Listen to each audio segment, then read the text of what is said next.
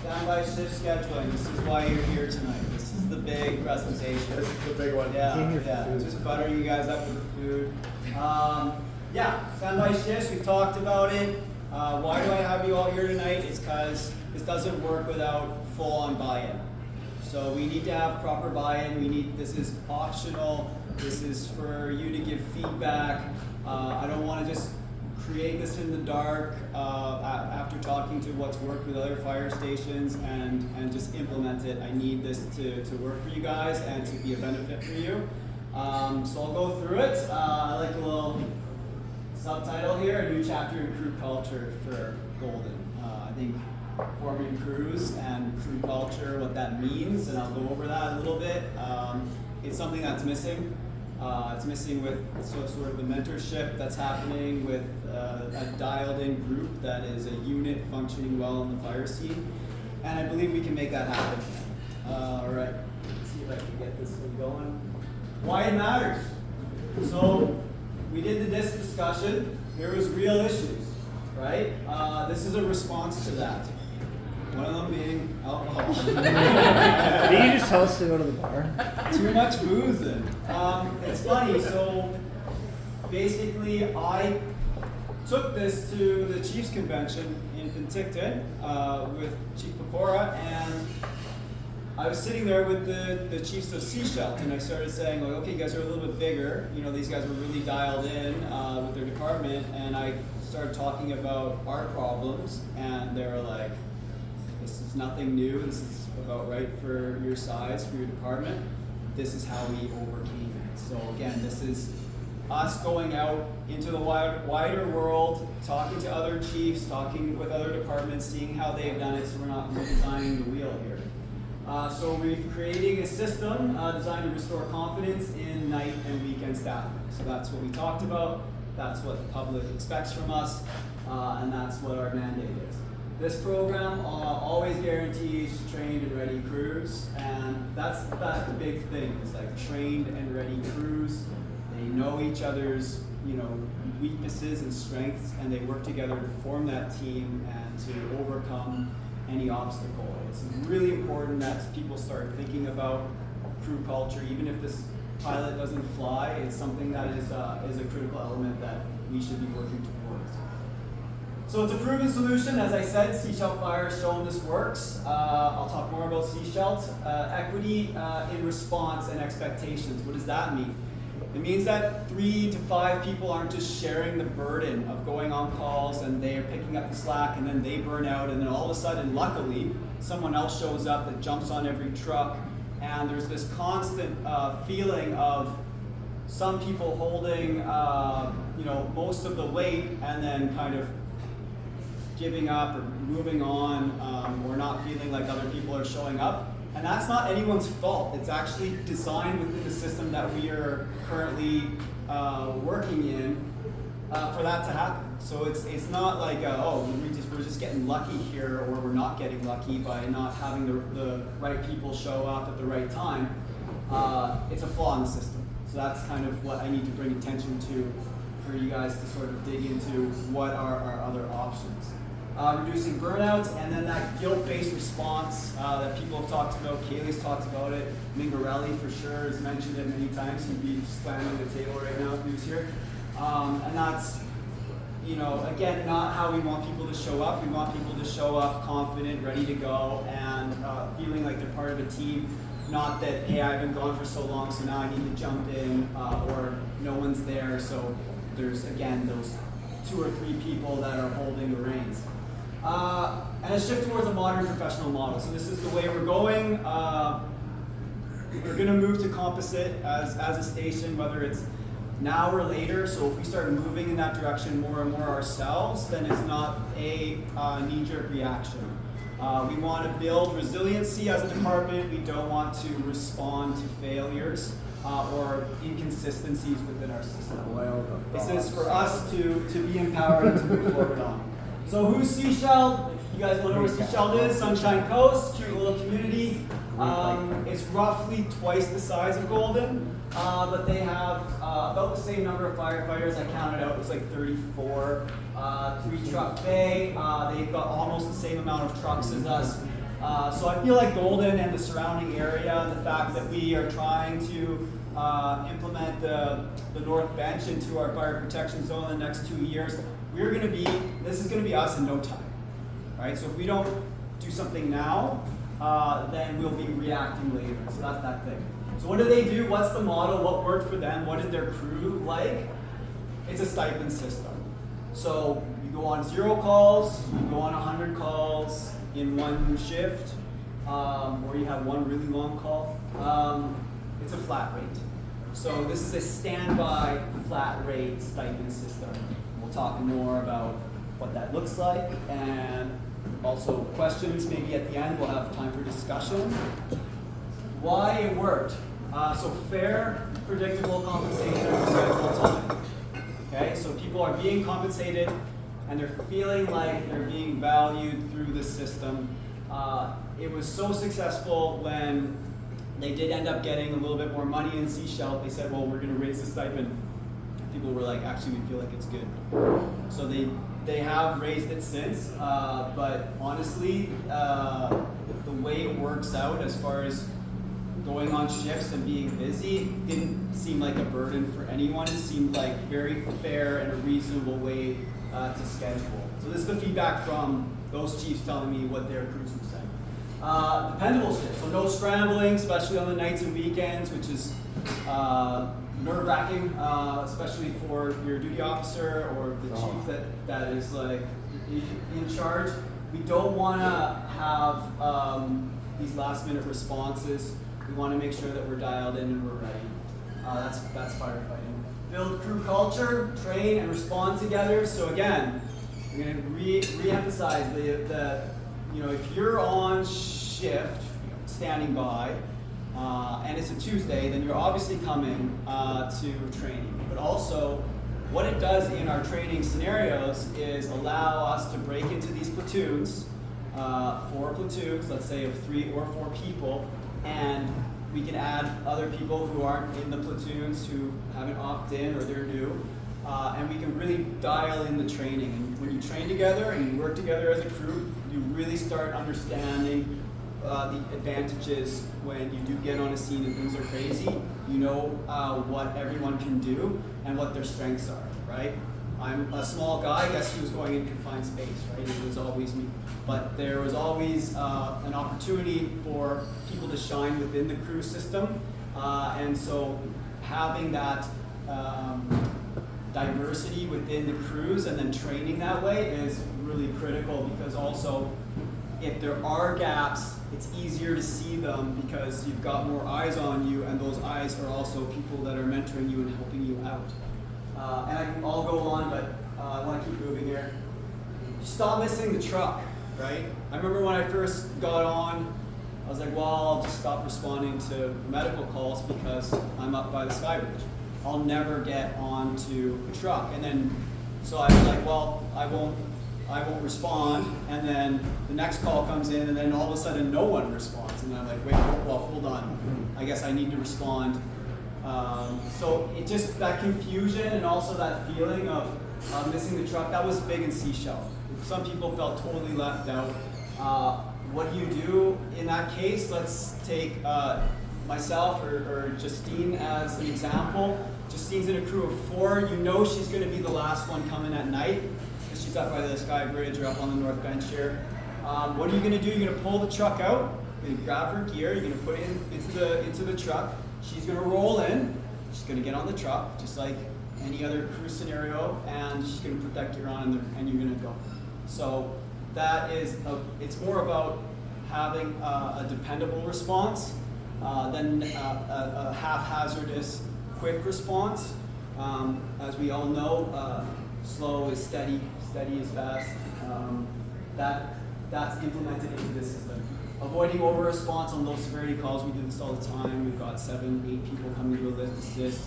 We're doing standby hours on the town's dime to just kind of sit around, or you're like, why the hell did I get up in the middle of the night to miss the truck, and now I'm like pretending to mop a floor or something. It's just not,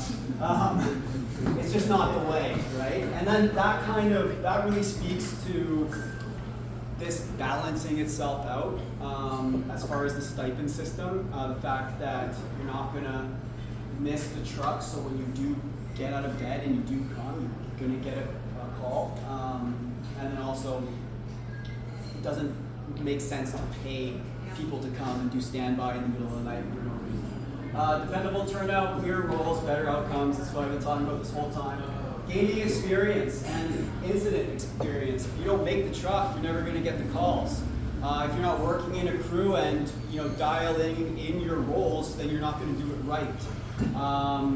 If the captain just takes the nozzle and goes because he doesn't really know who's behind him because he hasn't been training like that, then you're not going to get the nozzle, right? Let's make sure that we know who we're with, why we're with them, and what our positions are.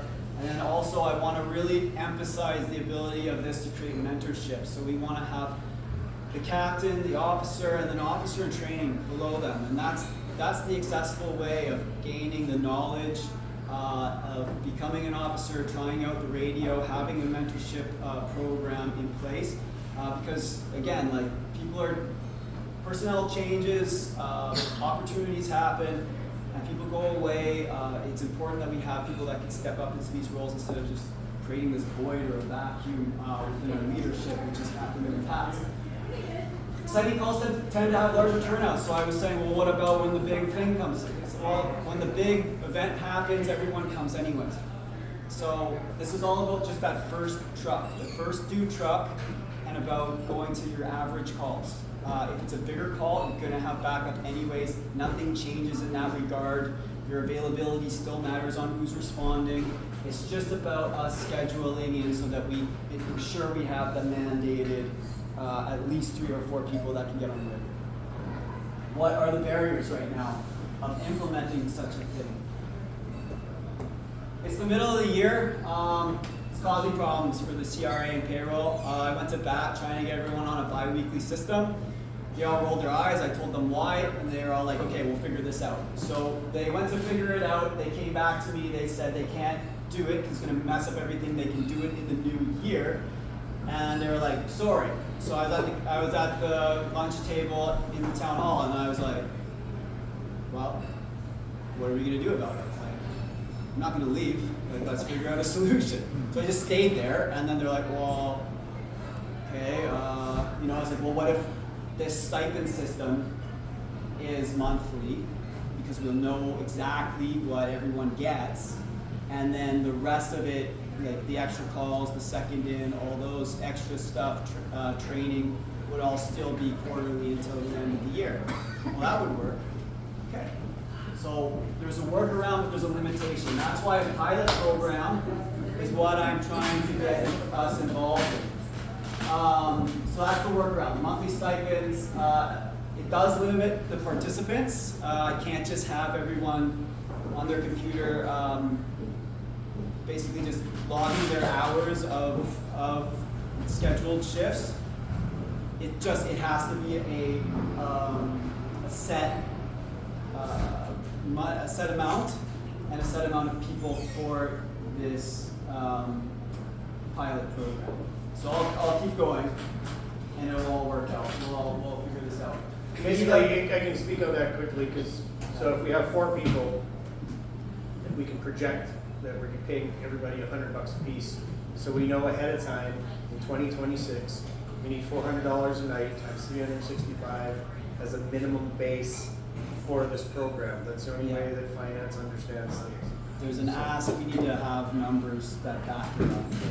So I'm going to throw numbers into this pilot that I think are reasonable, and then we're going to see how it actually lines up at the end of the year, and then we'll implement what works.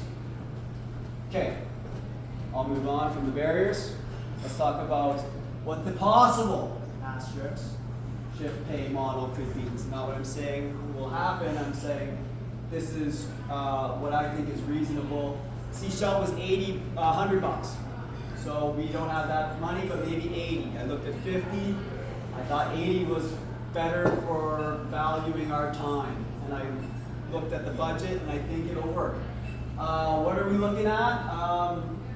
Weeknights.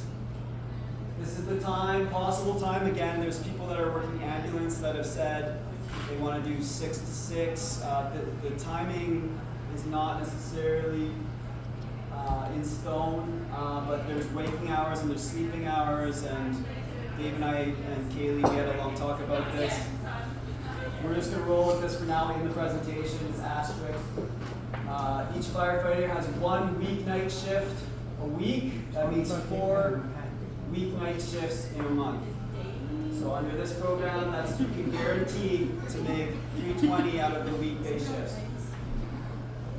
The weekend is actually broken into 5 shifts because it's a Friday night, it's a Saturday day, it's a Saturday night, it's a Sunday day, it's a Sunday night.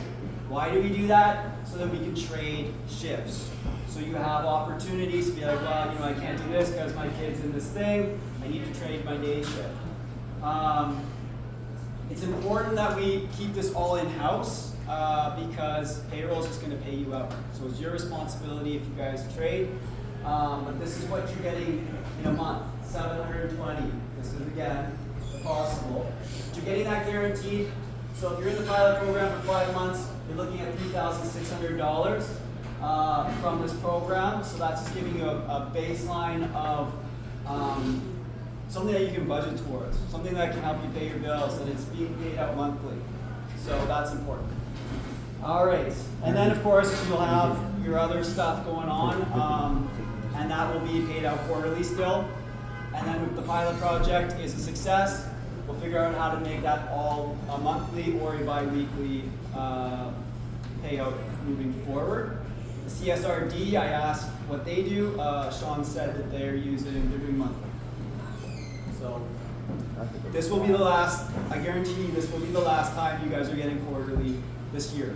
Will be the last time for quarterly. So yeah, the beginning of the year, everything with payroll resets, so that's when they can do it. If you look on our end, we still have people that haven't been with us for a year in the list. They can't take them off. Yeah. So. It's complicated. It's above my pay grade for sure. So yeah, I just wanted to give you guys an idea of this day-night thing on the weekends, but you're all smart. Platoon structure, let me go skip this for now. No, let's not skip that. 4 platoons, I like numbers, other people like letters. So I like the platoon thing, A, B, C, D. So you got 4 platoons. In the best case scenario, you've got 1 officer, you've got an officer in training, he's also your driver, and then you have 2 firefighters that are hopefully drivers or becoming drivers very soon. Ensures qualified staffing and crew consistency. The officer is duty officer. So the town isn't paying a chief duty officer anymore. The part of your duties as an officer is to work the radio, to acknowledge calls. Part of the ICS system is for the officer, first incoming officer, to take command. I want that to happen. That's what it should be. The duty officer has that responsibility. That's your officer. I respond, or the chiefs respond, to be safety, to take over IC in a very complex situation, or gaps in response, which we can talk about. That means someone got sick last minute, things like that. Chief can jump in, can be part of the crew. Creates professional command structure, and is good for training, which we already talked about, luckily. So that would go off again. This is the platoon schedule. So, as you can see, let's just take green as C, Charlie platoon. So if you're working Monday night, then you got to break all the way to that weekend. You know you're going to be working that weekend if you work Monday. You work one weekend in a month. Okay? You work one night a week. So you trade, make it happen. That's what it looks like for the rest of the pilot program. You'll know ahead of time exactly where you're at. There's an app for that. So I built out the app already. You can look on your phone, and we'll figure out a way of tracking trades so that we know what's up. And it's all about communication. Communicating with your officer if something comes up. and the officer communicating to the chief if there's an issue. And for the first little while this pilot program goes through, I will be all over the officers to make sure that they've got an inside crew. Everything. Shift flexibility. You can trade your shifts with the other opt-in members. So this, again, is opt-in, opt-out. This doesn't work for you. I'm not going to force you, obviously. Of equal or higher qualification. If you're an officer, you trade with an officer. If you're an officer in training, you can trade with an officer or an officer in training. Driver operators, trade with drivers, operators, officers, blah, blah, blah, right? On and on. You're responsible to ensure your shift is covered. It's your responsibility. There is absolutely no strikes. Like, it's not 3 strikes. It's if you don't show up to your trade, you're out of the program. All trades must be repaid by the end of this pilot, just because we don't know what's going to happen. Again, it's up to you guys. Payroll is paying you guys the stipend no matter what. So if you guys don't work it out, then you get what you get. Coordinate with your officers and manage the changes. That's what I'm talking about. It's all about communication, accountability. No shows without valid reason. They're removed from the program. This is expectation. I'm not trying to scare people. This is just expectations. It doesn't work unless we opt in and we make it work. Okay, this isn't like let's give it a go. This is a pilot program that ensures that we get budget to do this right, and we do it now, or I guess we don't do it. Stipend suspended immediately. The reliability is key to this program. We're all counting on you. Communicate early with your shift officer. If we have four people per shift, it's okay if we run 3. Like, shit happens, right? So if you have 16 opt-ins, it does create some reliability in the program to make this happen, but we'll see what happens. So 12 or 16 spots. So you're either doing 3-person crews or you're doing 4-person. 4-person is obviously NFPA. People are freaking out right now because the careers are trying to get pushed down to 3. There's a reason for that. It's not safe. It's not as effective, but we can do it in a volunteer setting. Who's like in a volunteer setting. Basically, when you're catching a hydrant with 3 people, you've got the person in the back who's going to catch the hydrant. The driver acts as small gate, sets up everything, right? So that small gate position just becomes the driver's responsibility. It's still fast, it's still efficient. If more than the chosen number apply, it's a seniority base. We create a waiting list, and if people drop out or can't comply, those people go in. So you write down to recruits. Members that do not opt in will respond during any multi-truck situation, so it's not like you're out of the picture. And then, of course, this is also on the back of the fact that we've got more people in the day that are trying to fulfill sort of that composite role in the day. So it's a similar thing. Generally in the day we can fill a truck. Sometimes it's a little bit hard, but we can usually roll at least a vehicle with 2 people, 3 people, and then it's where we really need the membership to come in on that multi-truck situation. So it's still a very critical role. We're always rolling multiple trucks when it's an exciting call anyways. So if you're not opt-in, it's not the end of the world, and you're not missing out on, you're missing out on the pay. You're missing out on that budget, which is, I think, really important. If a truck is leaving town, EMCR, you got a ticket for BCWS. It's the members that haven't opted in or are not on current shift that actually take priority. So again, our priority is to the town. Our priority is to respond here. It's second priority to leave town. So basically, in summary, fires, highway calls, or general page outs. Absolutely. Okay. Well, you're all like any multi truck need Yeah. is going to be a page out. Okay. If not, it's the first due standby shift that's handling it, and let's let them handle it. Let's not jump in there and take spots away. Let's make sure everyone's getting the reps. The reps are key. If you're going to build a strong department. So, anyways, does that make sense? Does that make sense? Okay. It's like we're I'm Yeah, done. just a question on it. Like, Yeah. are we to go so far as to do different tones on the page outs? Are we gonna do like a single page? I have a over meeting the app? with Who's Responding Tech tomorrow. I'm gonna ask them that question. And if During your there's meeting, do you mind just asking what it would take to get radio traffic piped into Who's Responding? Yes, and I've heard it before. Yeah, that's possible. We just never did it. The meeting I have tomorrow is what are we underutilizing in that app? Yeah. And I think a lot of this is going to come out. Yeah, it saves us the trouble of buying those. Yeah. How many? So expensive there'll be pages, different right? tones, hopefully, for different situations, right? Yes, And yeah.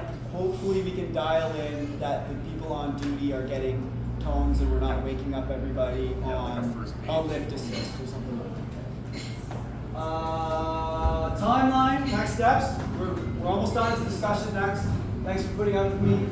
August 1st, like, let's go. This is an internal program. It's up to us. If we're gung ho to make it happen, let's do it.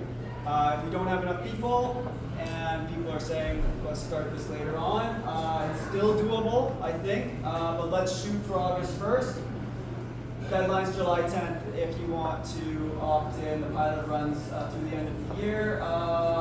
Yeah, it's up to you to make this successful. Move everyone to a bi-weekly or monthly payout structure to create possibly larger platoons or more platoons if this is working. How do you opt in? You email me and you say opt in. I'll know exactly what you're talking about. You don't have to give me any other information. Discussion. Thanks, Security. You can stop the